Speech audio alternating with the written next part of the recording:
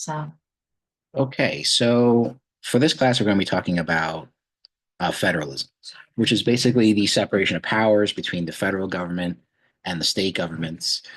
we could type Uh, this is not completely unique to the United States, but it is somewhat uncommon to a large extent.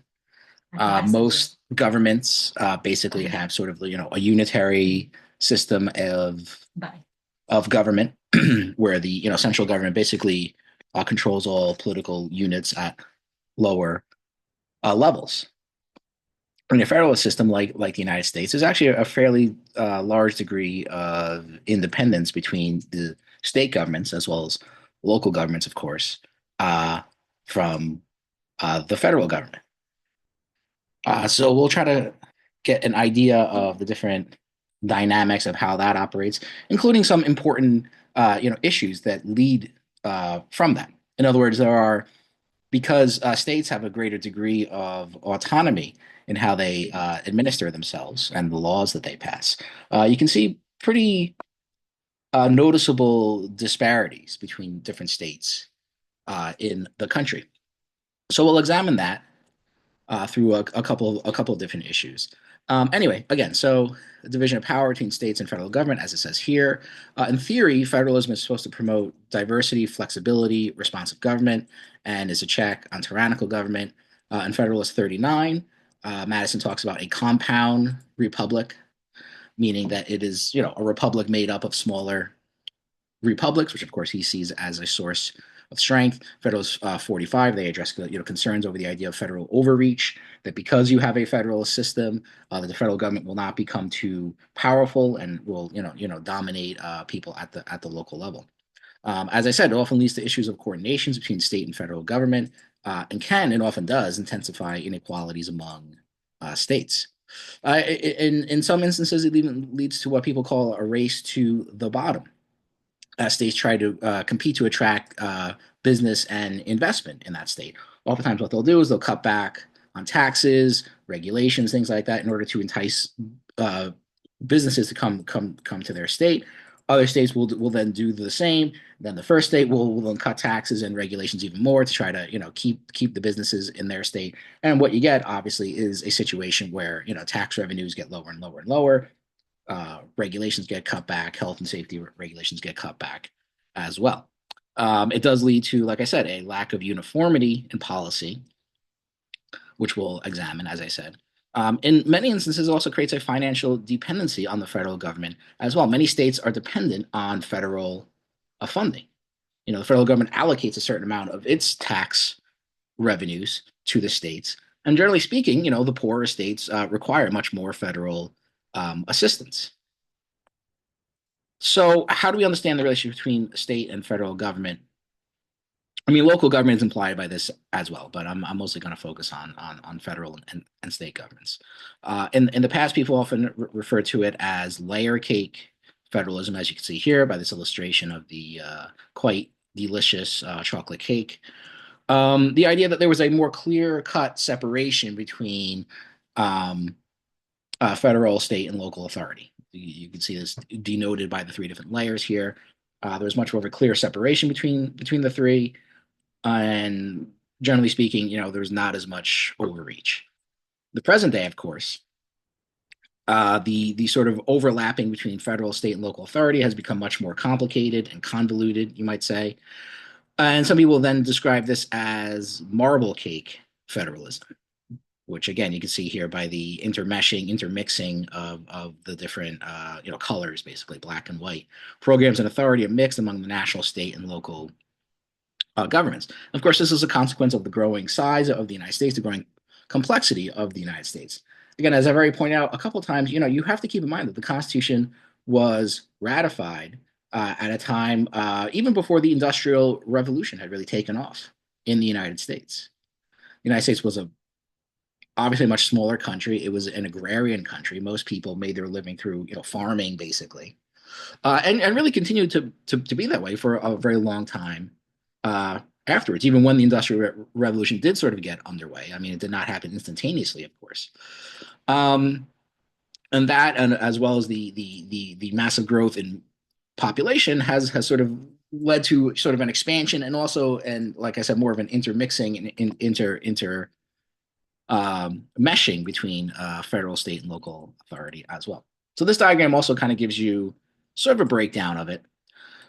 The federal government has the power to regulate foreign and interstate commerce, whereas the state governments have the ability to regulate intrastate commerce, commerce that goes on within the state. Let me make this so you can see this better.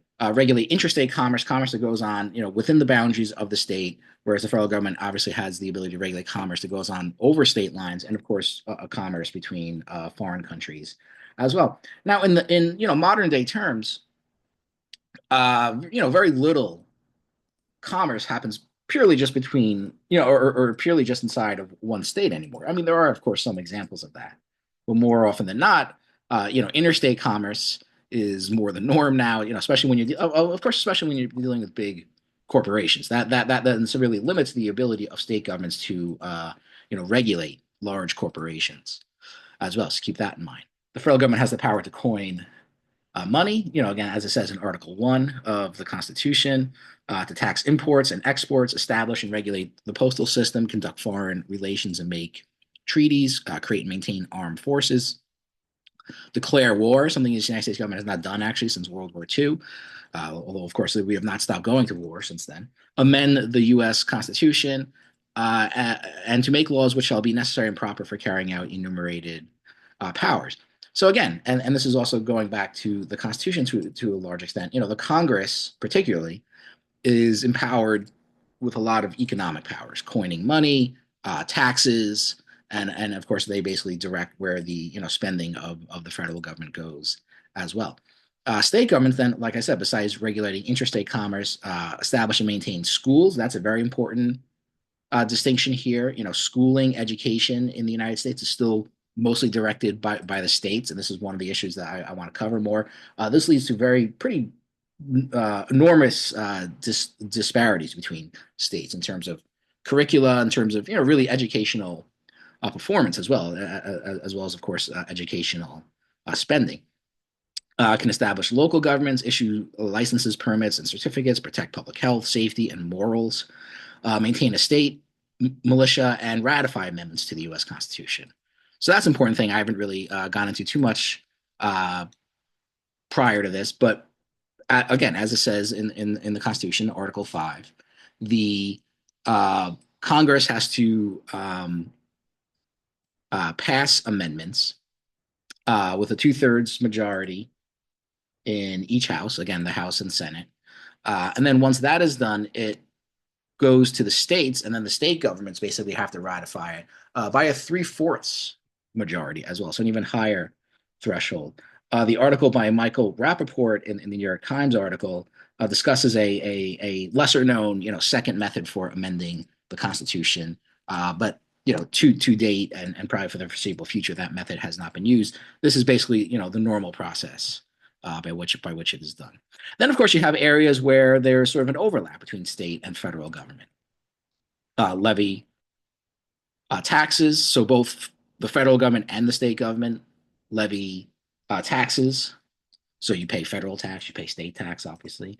Can both borrow money from banks and financial institutions, administer courts. Again, you have federal courts and state courts as well, and local courts. Obviously, both entities make and enforce laws, build roads and transportation systems, take private land for public use, and can both charter banks and corporations as well.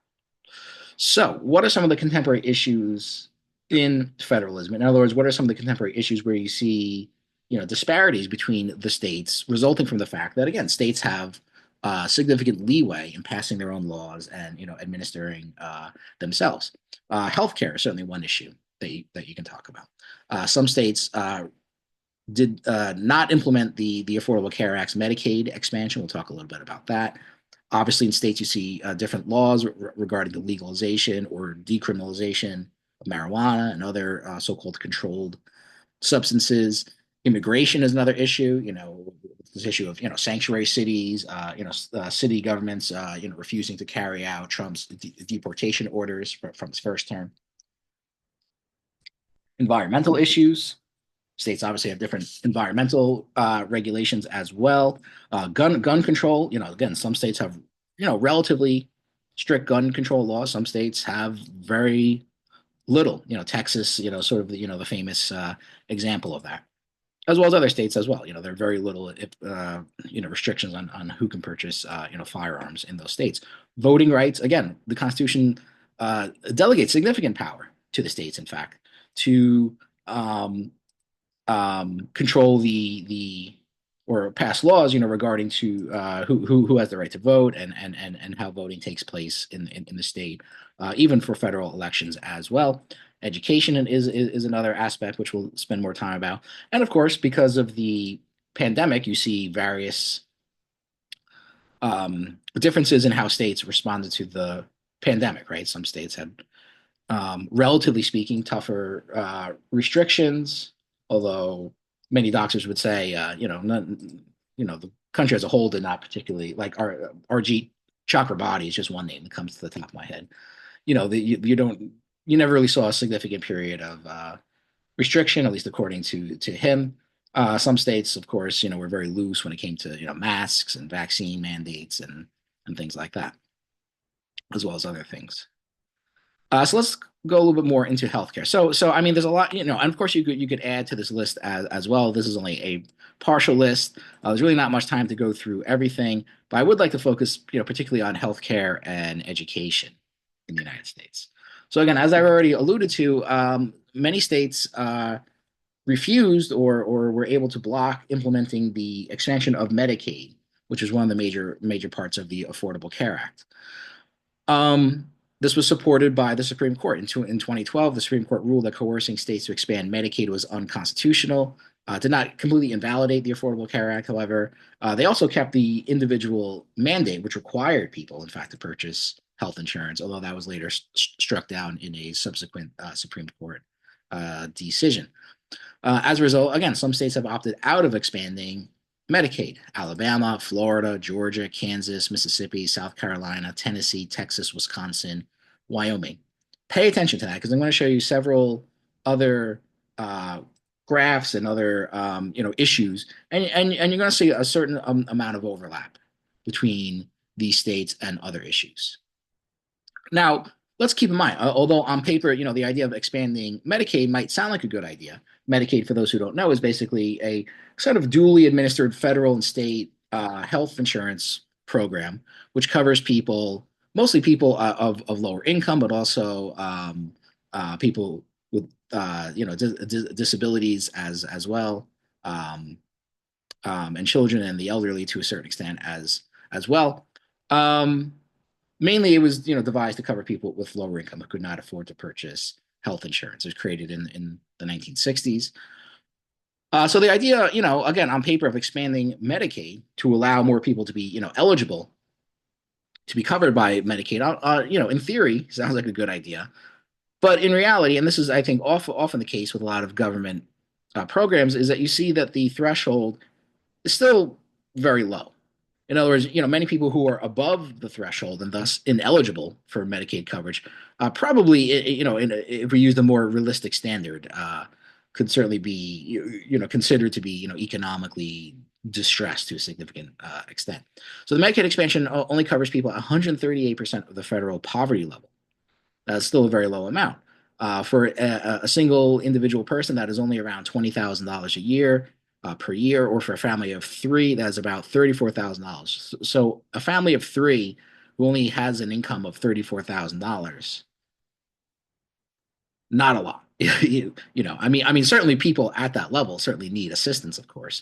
But my point is that you could be, several times, in fact, above that level and still, realistically, speaking, given the actual cost of living in this country, especially in certain areas of the country, still be considered, economically stressed enough. But people would be ineligible for that. All right, so I said pay attention to that list of states I just mentioned. We'll switch over here. Now let's look at states that have banned the right, or at least partially banned the right to abortion. And, so the red states are the ones that have completely banned abortion. You see the other gestational limit between 6 and 12 weeks, very early 18 to 22 weeks, still fairly early as well. And again, it's mostly going to be the same state. So with the other issues that we talk about as well, you're going to definitely see some overlap here. So it is basically, for the most part, the South in this country that tends to lag behind in most of these issues. And the so-called, red states, generally speaking. I don't mean red states here. I mean red states in terms of the, electoral college map. Now, as we've talked about last class, when you look closer at the red states and blue states, you actually see it's really a divide between urban and rural areas. And suburban areas too. So, suburbs are actually considered, I guess, part of the urban areas of the country, which kind of muddies the water a little bit more. But there's still very much a kind of urban rural divide in this country. Um, and again, it is mostly the rural parts of the country that tend to be much more, conservative.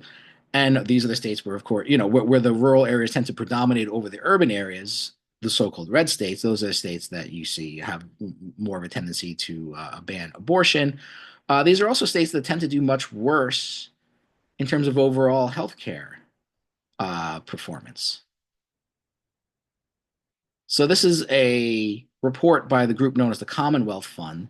And what they do is they basically give their scorecard on state health system performance, as you can see here. I'm going to spend some time talking about this because I think it's interesting. But just get right to the point. You can see there are different rankings for healthcare in this country. And once again, we look at the states that are ranked lowest: Mississippi, West Virginia, Oklahoma, Texas, Arkansas, Tennessee, Georgia, Wyoming, Louisiana, Alabama, Nevada, Kentucky, so on and so forth. These are the same states that, for the most part, have banned abortion. These are the states that, resisted implementing, Medicaid. These are the states that generally have the poorest healthcare outcomes as a whole and tend to be much poorer states overall as well. So why is that the case? I mean, why do we have this urban rural divide in this country? Um, I would say, or why is it that these states tend to lag on so many issues? When we turn to education, you'll see a similar thing as well. It is, I think, because the rural areas tend to predominate more, and those tend to be less populated areas. The economies are less diversified in these areas. There's less exposure to people from the different social backgrounds in these areas, and as such, these people tend to very much be kind of stuck in a certain mode of thinking, it seems like. Plus, you have the legacy of slavery and segregation in the United States, development of very reactionary political ideologies to justify those kinds of social systems, and you basically have a population of people that consistently perform worse when it comes to these issues. Again, healthcare, education, and various other issues. And it's really unfortunate because, of course, not everybody that lives in these states thinks the same way. Again, as we've seen, many of the urban areas actually tend to be much more liberal in their view, but they tend to be sort of dominated by these more reactionary rural voters who quite frankly have very socially backwards views on many different issues. So let's go into this a little bit more. Actually, the Commonwealth Fund, I can see they've uploaded this more recent report. They also give a ranking of the U.S. healthcare system as a whole compared to other countries. And again, I provided the link for this, so you can read this more yourself if you want. Uh, so, how does the United States do in healthcare compared to a number of other highly developed countries? Well, as you can see, literally dead last. Not very good.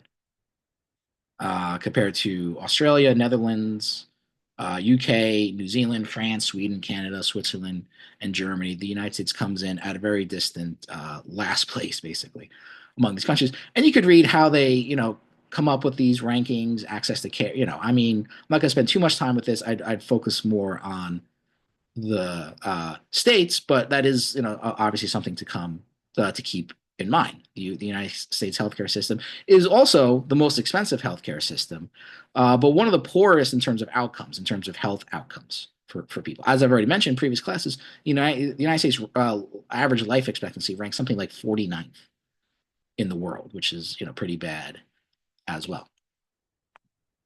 But let's turn back to this. So they also give you their more detailed breakdown how they come up with these state healthcare rankings. As you can see, it's fairly extensive. I'm obviously not going to have time to go over all these things, but you can look at this if you want. Um, so the states that perform highest are Massachusetts. I think Hawaii comes next. Where'd the scorecard go? My internet browser's been weird lately.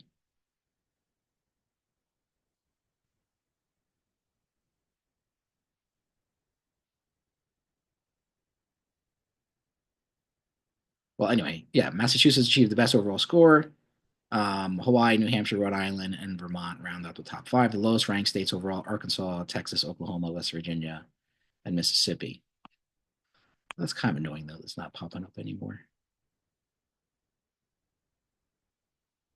Yeah, here you go. Well, I think my internet browser is kind of old and out of date because my computer is old and out of date.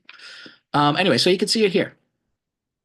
So states like New York, again, just barely make it into the top 10. In fact, they're tied for ninth place with Pennsylvania.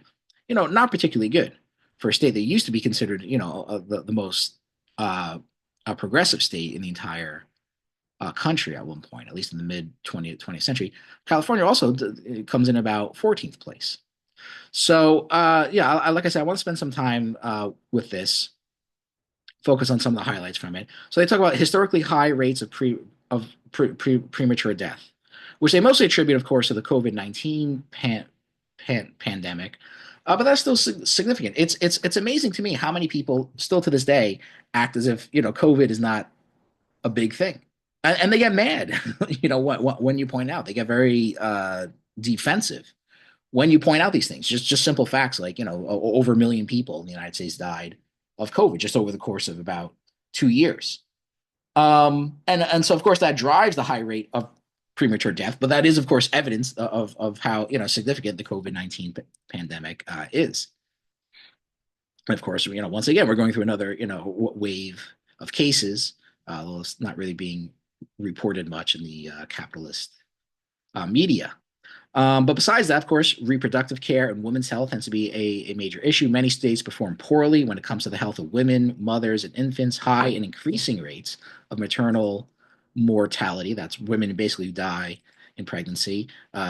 Inequities in pregnancy-related outcomes for Black and American Indian, Alaska Native women, and rising rates of other avoidable uh, deaths.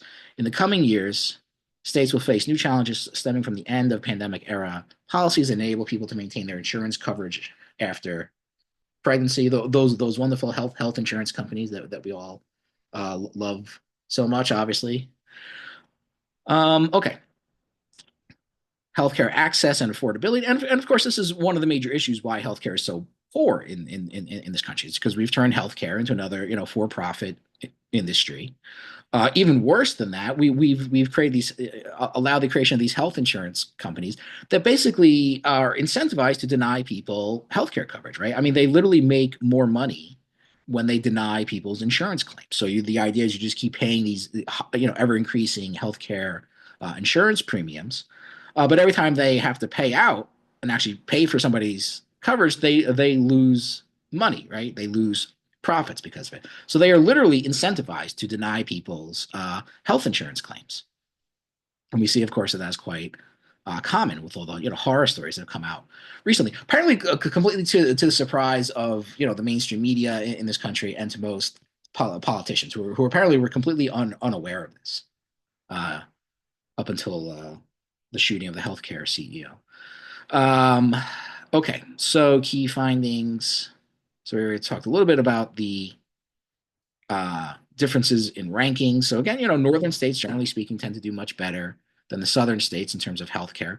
I would argue, and this is where the readings by Webster and the reading on Calhoun come in. I mean, these are deep-seated, historical separations or cleavages, as political scientists would call it, historical cleavages or separations that basically continue to this very day. That the South has always been the more sort of socially, backwards part of the country. Is not to pick on people that live in the South. There are, socioeconomic reasons for that, as well as, cultural reasons, which are, again, influenced by the socioeconomic factors. But those cultural values and those kinds of, ideologies which take shape once they become sort of firmly instilled upon people tend to persist, even if the socioeconomic conditions change to some extent. After all, the South is not a totally agrarian part of the country anymore. The South has gone through industrialization to some extent, not as much as the North did, and at a much later period than the North. But a lot of the sort of pre-industrial ideologies still exist to this very day. Of course, the most toxic version of this is white supremacy. But I would also point out that in terms of labor issues and gender issues and things like that, these states also have significant problems as well. Anyway, so all states increases in avoidable premature deaths, preventable deaths before age 75, such as those from certain preventable infections, injuries, or illnesses, can largely be avoided through effective public health measures and primary care. Deaths from healthcare treatable causes before age 75, such as chronic illness like diabetes and cancers like colon and breast cancer, can generally be avoided through timely and effective healthcare interventions. However, because the country as a whole does fairly poorly in dealing with these issues, and really sort of brought down, so the sort of national average is really brought down by certain regions of the country as well. It tends to create a lower sort of national average for the country as a whole. Added together, these two types of mortality are known as avoidable deaths. So the United States does very badly when it comes to avoidable deaths. Our measure of deaths from preventable causes include deaths directly attributable to COVID-19, the main reason for increased mortality between 2019 and 2021. Just scrolling through here, firearms related mortality is another component of avoidable premature deaths.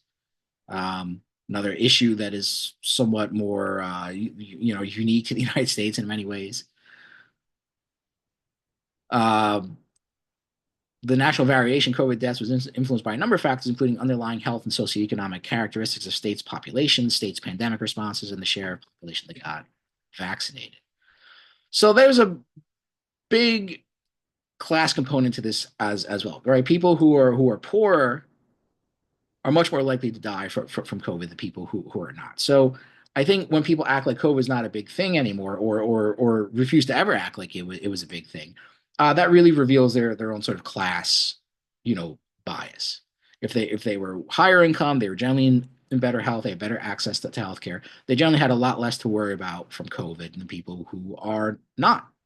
And at this point, I mean, I still find it kind of amazing. I mean, I wonder if there's anybody that doesn't know somebody that died from COVID or was hospitalized from COVID.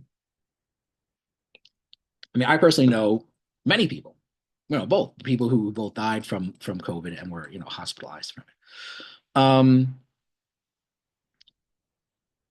And because Black and Hispanic people, as well as American Indian and Alaska Native people, tend to disproportionately have lower incomes, not exclusively, of course.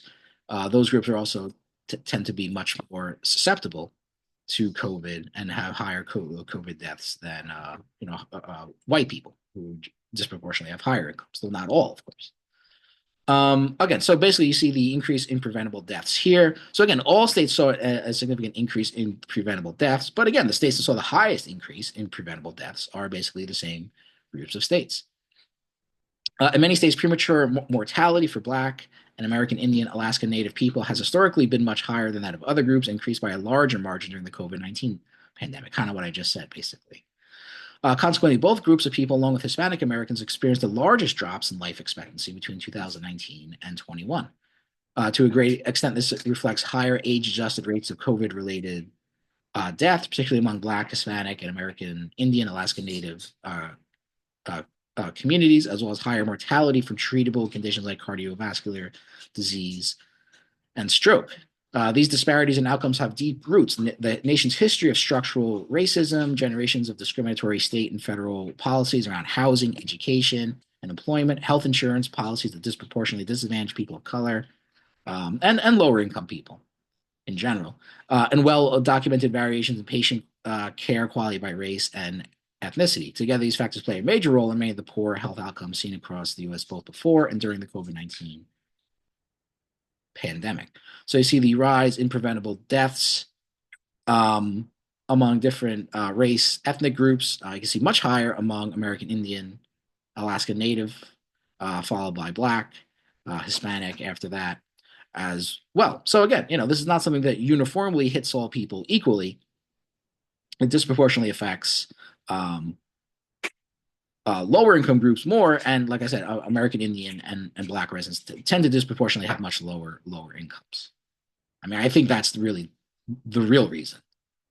Lower income leading to lower, quality of health overall, leading to less access to healthcare during situations like this.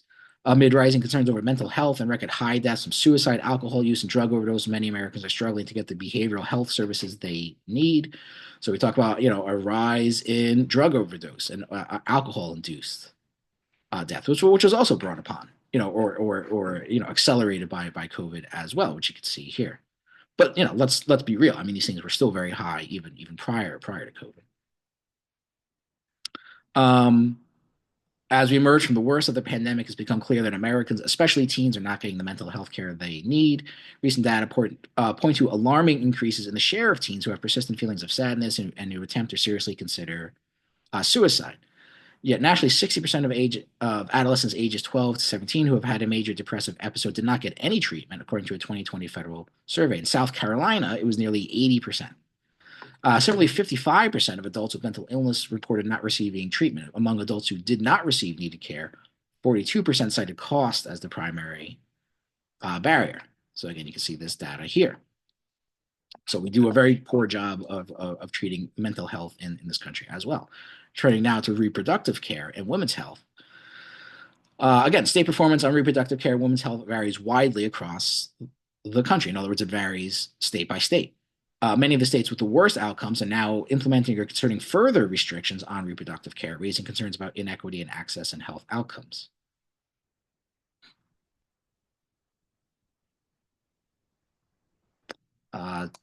26 states now have abortions restrictions in place following the court's rulings. Again, I've already sort of shown you this chart here. There's a link to it in the PowerPoint as well. Women with low income, women of color, and women in rural communities will be especially impacted by these changes in healthcare access. Now, later on in the class, we're going to talk about the Supreme Court more. We're going to talk about Roe versus Wade. So I will, return to this issue then as well. But, pregnancy brings lots of healthcare risks with it. And it is important to point out that the states that generally have the worst healthcare performance overall, the highest maternal mortality rates overall, are also the states basically where it's hardest to receive an abortion if a woman needs it. So, it's just a bad problem that just, further compounds itself and just gets worse and worse. Health system performance for women, mothers, and infants varies widely, once again, across states with large differences in avoidable mortality and access to important health services. Women faced particularly severe challenges during the COVID-19 pandemic. These included delays in getting healthcare and pregnancy complications stemming from the virus. Women of color were particularly affected, which further worsened racial and ethnic disparities in health outcome. Key population health metric is the all-cause mortality rate for women of reproductive age, 15 to 44. During the pandemic, deaths from all causes for women in this group reached startling levels, jumping nearly 40% from 89.4 deaths per 100,000 women in 2019 to 124.2 deaths per 100,000 in 2021. The increase included not only more maternal deaths, but also other preventable deaths, such as those from COVID-19, substance use, and additional conditions. So again, you can see an increase in maternal mortality once again throughout the nation as a whole, but particularly pronounced in this group of states that I've been focusing on.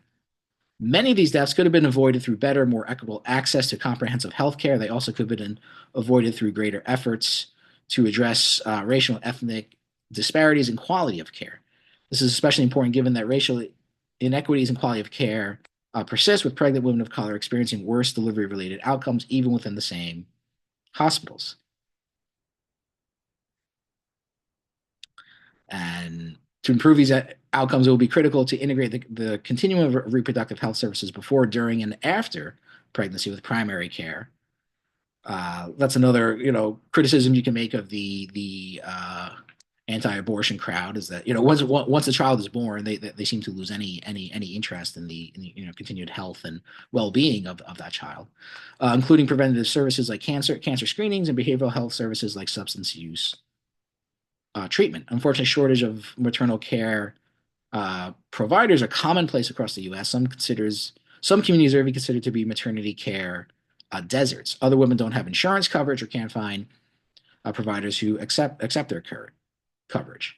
And again, let's also point out that yes, while the millions of Americans who don't have health insurance is obviously a major issue, most people, even that have health insurance, still have problems. They still find the cost of healthcare basically unaffordable, even when things are covered, or as is often the case, they find themselves being denied by their health insurance companies. So just having insurance is not the simple solution to this either. Obviously, state variations in care became starkly apparent when looking at specific services. In Vermont, only 11% of women giving birth in 2021 did not receive early prenatal care during the first trimester. But in Texas and Florida, 29% of pregnant women did not receive this care. Prenatal care is critical to identifying risks early and supporting people throughout their pregnancy, and it can improve outcomes for mothers um, and their babies. Postpartum visits following birth are also a critical component of comprehensive reproductive and perinatal care. Experts say up to a year of postpartum care is key to better maternal health outcomes. Alaska, New Jersey, Missouri, and Arizona stand out for having lower access to both early prenatal care and postpartum care in the first 4 to 6 weeks after birth. Again, repeating the statistic here, 29% of women in Texas and Florida did not receive early prenatal care compared to 11% in Vermont. Maternal deaths increased during the pandemic. We've already said this. The U.S. maternal mortality rate doubled between 2008 and 2021. I mean, that's pretty awful.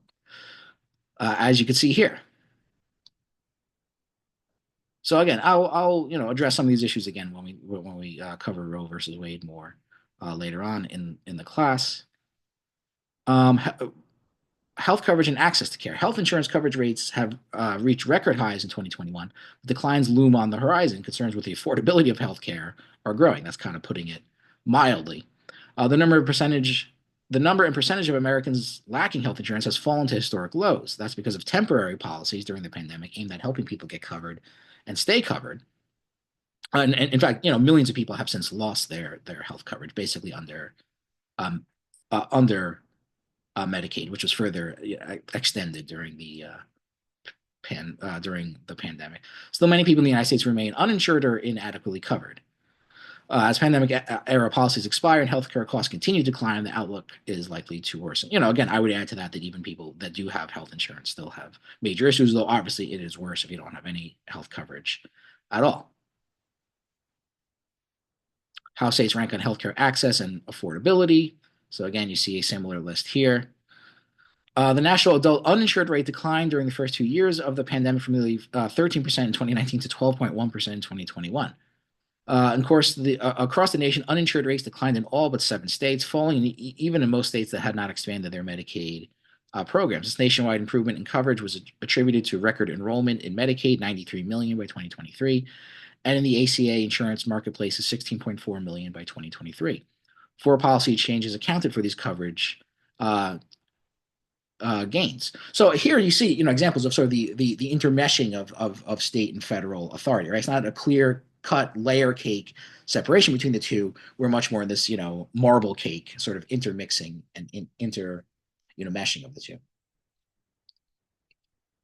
And quite frankly, it becomes necessary by the fact that so many states are simply responsible and quite frankly, cruel and callous when it comes to taking care of the healthcare needs of their own um, citizens. The 2020 federal requirement that states keep Medicaid beneficiaries continuously enrolled to the end of the public health emergency in exchange for enhanced federal matching funds for state Medicaid programs. Decision by several additional states between 2019 and 2021, Idaho, Maine, Missouri, Nebraska, Oklahoma, Utah, and Virginia to expand Medicaid eligibility.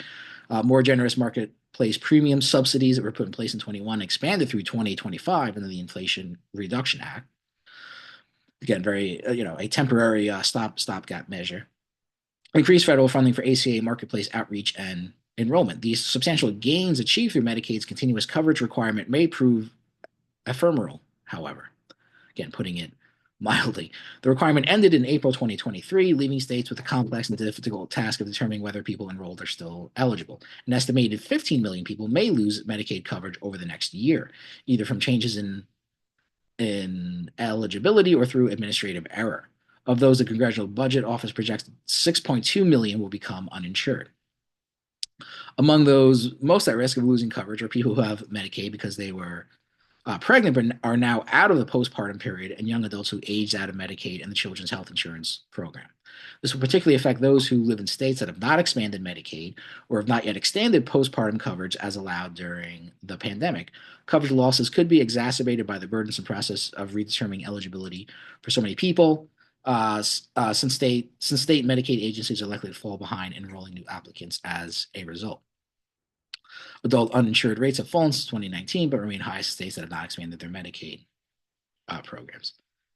So again, the highest number of people that do not have health insurance, once again, basically the same group of states. Now, this should not be a surprise because all these uh, indicators are sort of aggregated, and that's where you get the overall healthcare ranking. But this gives you a sense of how you sort of break down these healthcare rankings and why these states are ranked uh, the way they are. In some states, only some, medical debt is a crisis for the insured and uninsured alike. Despite the nation's substantial gains in health insurance coverage, I feel like putting somewhat of a rosy picture on this to some extent. Many Americans are struggling to pay off medical debt. Again, there's a tendency to kind of downplay things here. You can see as well. There are two key reasons. One, millions remain uninsured, and two, many people with coverage are underinsured, meaning, which is a kind of a euphemistic term, I think, meaning that they still may still face high costs when they get health care, as well as dealing with denials by their healthcare provider as well, their health insurance provider as well, although that does not say that here. In 2022, the Commonwealth found that nearly a quarter of adults had coverage all year, but were still underinsured. Of those, 39% were paying off medical debt. It's a pretty high amount, slightly higher than the share of uninsured people, only slightly higher than the share of uninsured people with medical debt. In 2021, there was an estimated 88 billion of medical debt on consumer credit records, accounting for 58% of all debt collection entries on credit reports, by far the largest single source of debt. This is also one of the leading, maybe the leading cause of bankruptcy in the United States as well, although I don't think this is mentioned here either. This estimate is an undercount of U.S. households' medical debts. This does not include debt people owe directly to hospitals and other providers. Of the estimated 230 million people in the U.S. had credit reports in February 2022, nearly 13% had medical debt in collections. The share of people with medical debt in collections varied significantly across the country, from 2.4% in Minnesota to 24% in West Virginia. Southern states, once again, had the highest rates of medical debt in collections. The region not only has some of the highest state uninsured rates in the country, but out-of-pocket exposure in commercial health plans is also among the highest relative to people's incomes. So how the U.S. can address its health challenges, I'm sure these are probably fairly, tame, tepid solutions here. Let's see if they talk about single-payer healthcare or anything like that.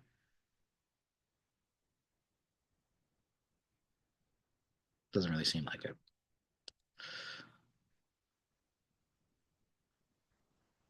Expand reproductive care. Okay, yeah, but how are you going to do that under the current system that exists? fill the Medicaid coverage gap,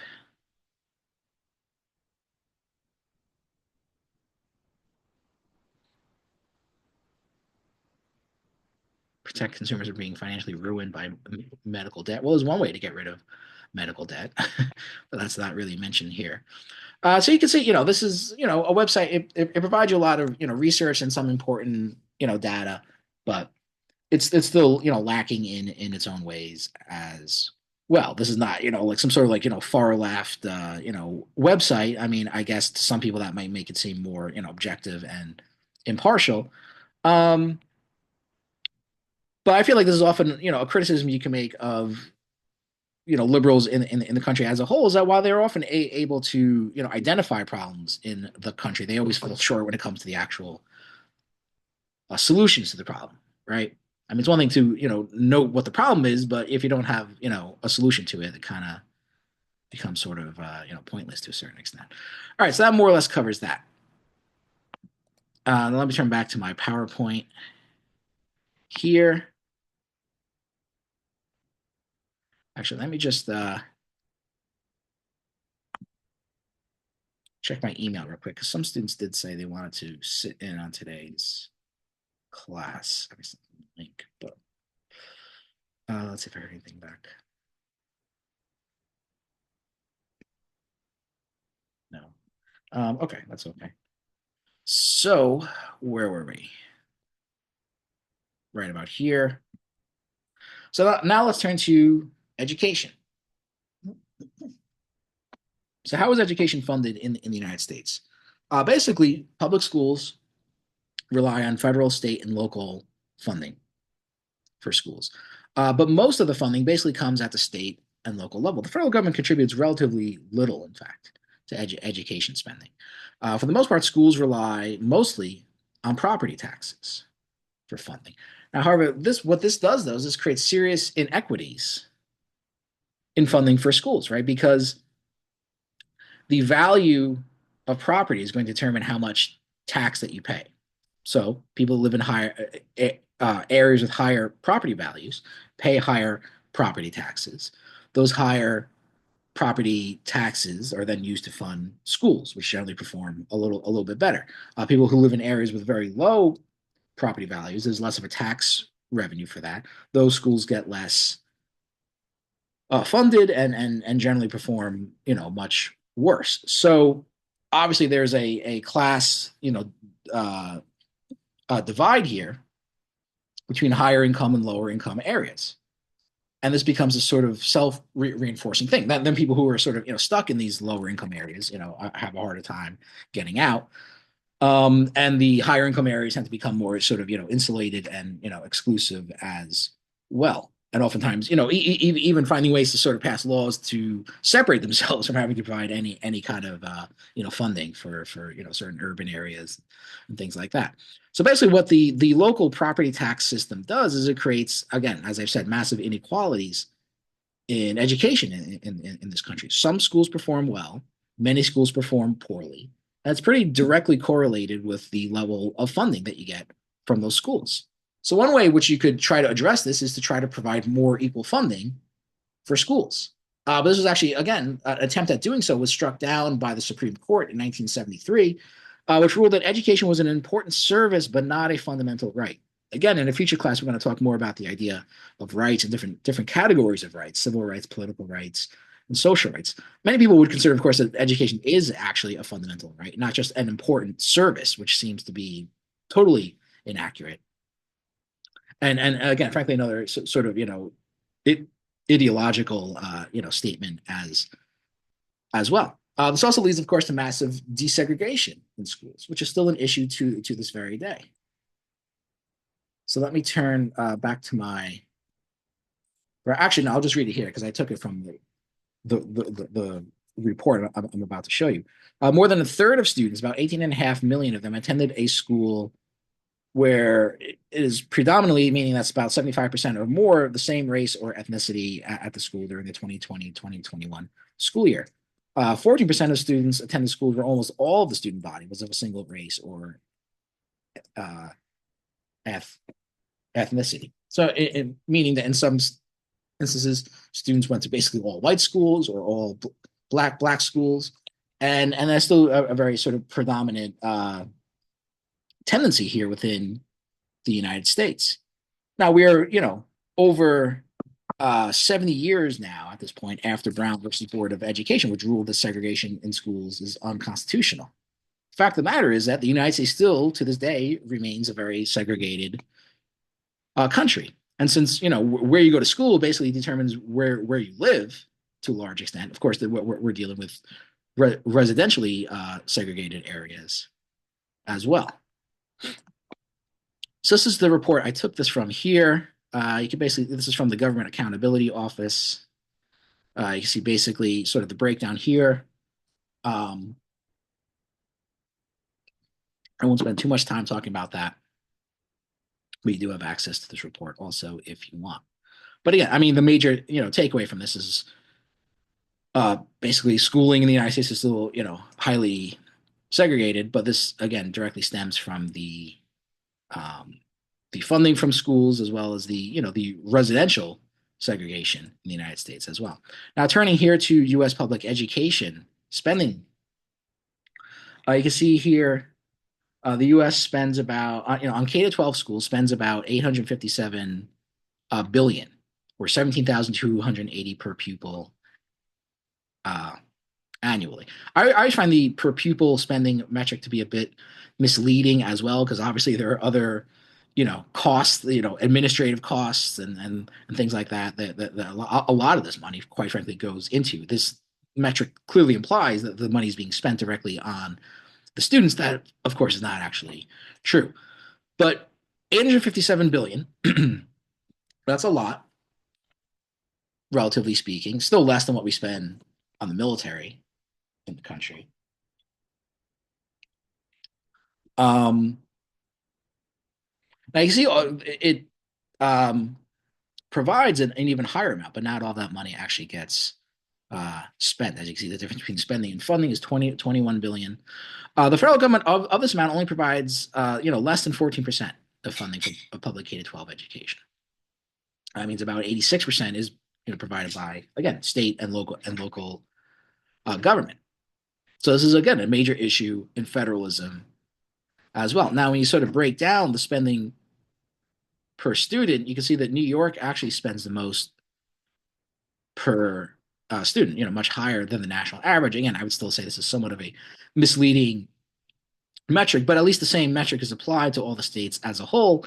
And once again, you can see where are the states that spend much less money on education. It's basically, the same states that perform poorly in terms of healthcare for various reasons, reproductive care being just, one of the many issues. Look at Florida, for example. Florida now, again, is a larger state than New York. Economically developed state, massive population, but spends much less on education using this metric than New York does. I mean, less than half, in fact. And you can pretty much see, the same trend playing out throughout the rest of the country.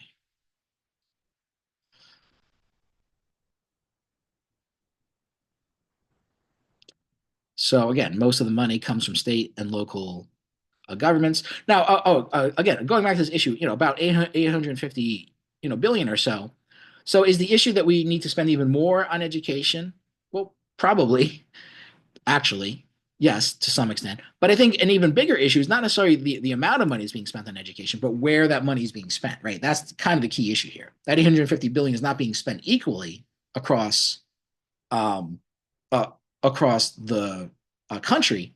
There are massive inequalities, right? Some areas are spending much more on education than other areas are. Unfortunately, this doesn't have more of a breakdown of, counties and urban and rural areas and things like that. So you're just relying on, the state levels here. But again, generally more higher income, higher affluent areas obviously spend much more money on schools than lower income areas. So the issue isn't necessarily so much 850 billion. Although, as we'll see when you compare U.S. education spending to other countries in the world, U.S. still kind of lags to some extent. It's really more the inequality in spending, and that $850 $850 billion tends to be much more concentrated in certain areas of the country than in other areas. Some areas of the country are relatively well funded and have relatively well performing schools for the most part, but other areas, of course, are significantly deprived of funding and have very poor performing schools. And you see it. I mean, the lack of basic educational skills. I mean, even lack of basic l- literacy skills that you see among even older people who are not, seemingly even learning how to read and write anymore, let alone do, math and things like that. But anyway, so states contribute about 383 billion of that amount. Local governments contribute about 375 billion of that amount. Um,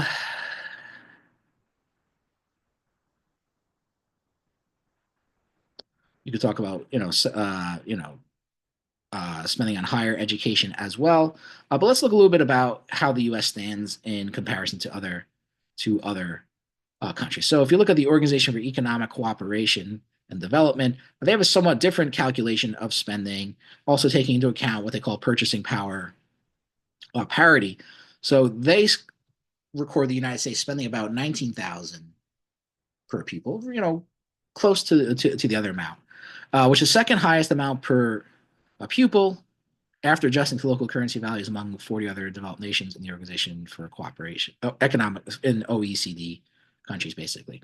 Oh, here's also what I want to read. The U.S. puts 12.7% of public funding, that's all levels, toward education, well below the international standard of 15%. Actually, 15% is the minimum standard, between 15 and 20%. So by that standard, the U.S. still falls well short of the, sort of recommended standard of public funding for education.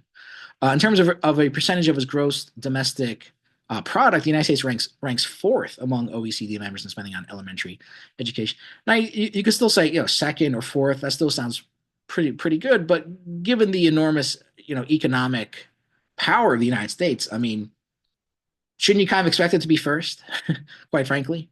And again, as I said already, as a percentage, it falls short of the 50% minimal share. Again, I should emphasize that share of total public expenditure on education. In terms of early childhood education, the United States is one of 9 countries that did not report any educational uh, spending, which means they just don't report it. But generally speaking, the United States, of course, spends a lot less on early childhood education. A lot of other countries do. Um, Again, going back to the states, New York spends the most on K to 12 education per pupil. California spends the most on post secondary education. So you can see sort of the breakdown of it here. If this map is a little convoluted to read, you have a table here that sort of gives you the breakdown. And again, we've already talked about, the states that generally spend the least on education are pretty much the same group of states. Uh, Public K-12 spending as a percentage of state taxpayer income. New York spends about 5.44%. Florida spends 2.3%.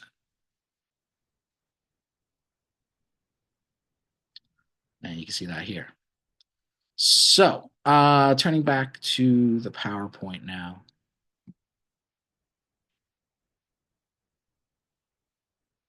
As I already said.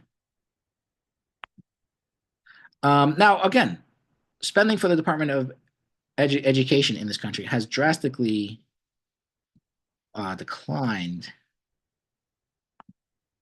in recent years. You see, it accelerated actually in the late 90s up to about 2010. And since 2010, it has fallen pretty drastically. Now, of course, Trump is now, proposing to eliminate the Department of Education completely, which of course is a major source of, funding for education in the country. And it's not quite clear what he, you know, proposes as a replacement for that. But if anything, even though the federal government provides relatively little education spending in this country, this would, of course, if you eliminate, the roughly 13.6% spending that the federal government, provides, that would, of course, further exacerbate the inequalities in education spending in this country. That would worsen the divide, in other words, between fairly affluent areas which spend relatively large amounts on education and lower income areas. Now, of course, one of the things that you have to talk about, though, also when it comes to higher education in this country, is the massive increase in uh, tuition spending in the United States as well. Many public colleges, state colleges in the United States were at one point tuition free. That includes the University of California. That includes the CUNY system. I believe the SUNY system as well. We're basically tuition free schools for most of their history, in fact. Now, that doesn't mean that they were completely free. There may have been other costs that you've had to pay here and there, administrative fees and things like that. But as far as a tuition fee, a fee basically just to go to the school, they did not exist. Since the late 1970s, they've been introduced pretty much at every school in the United States. And of course, as you can see here, have continuously gone up and up and up. Now you can see this is a fairly low amount. At schools like NYU, for example, I think what is the average annual tuition cost? Something like $70,000 a year. I mean, it's crazy. So yes, if you go to a CUNY school or a SUNY school, yes, you're paying a lower tuition than if you go to NYU, for example, or Columbia, um, which are you know um, astronomically high amounts. I mean, $7,000 is more than what most people make in a year. But even if you go to one of these, relatively lower cost public schools, you're still, paying significantly high tuition costs. And that's, of course, why most college students in this country graduate with at least about, $30,000 in student loan debt. And of course, much, much, much higher in many cases as well. Um, Now, one of the areas where, much like healthcare, where we spend a lot on healthcare in this country, have fairly poor health outcomes. Same is kind of be said for education as well. So, again, by some standards, the U.S. does spend a lot of money on education, second or fourth, depending on various, standards used. Um, but in terms of outcome or performance, U.S. performs fairly poorly on these things as well. Now, I'll be the first person to admit there's probably too much of an emphasis on standardized testing. In fact, I think it's a pretty bad way to test students for the most part. But we also know that besides this, the as people like Sheldon Wolin have already covered, there's been a significant curtailment and rolling back of liberal arts education, of arts and humanities, and things like that. So we already know that the United States does pretty badly when it comes to that. But how does it do in these more sort of quantifiable um, educational standards? Not very good. In terms of reading skills, math skills, and problem solving skills, the U.S. comes in doesn't even make the top five, and as you can see here, actually performs worse than the international average in all three categories. So not particularly good. Here you see another example of this as well. Scores went down during COVID, but as I've already said, they weren't so great, before that as well. Now I'm gonna actually wrap things up here. Where I would keep going, I'll flash this on screen for a second in case you want to see it. Or of course you can see it in the PowerPoint as well. I would then try to work our way back into the past a little bit and try to see where the origins of this are. I've already kind of mentioned it to some extent. This is where the readings by Webster and Calhoun come into play. But I think I'm just going to kind of wrap things up here. I think I think it's probably more interesting to most people to just focus on the more contemporary aspects of this. Again, anyway, I think I pretty much proved the point. If sort of the main thesis of this class was to show there are enormous inequalities and disparities between the states. I think I've shown that based on the healthcare and education spending that you have here. As much as I'd like to talk about Marx's dance of the dialectic, as argued by Bertolt Ullmann, maybe I'll save that for another class. Okay, so I'll wrap things up here. All right, so take care, everyone.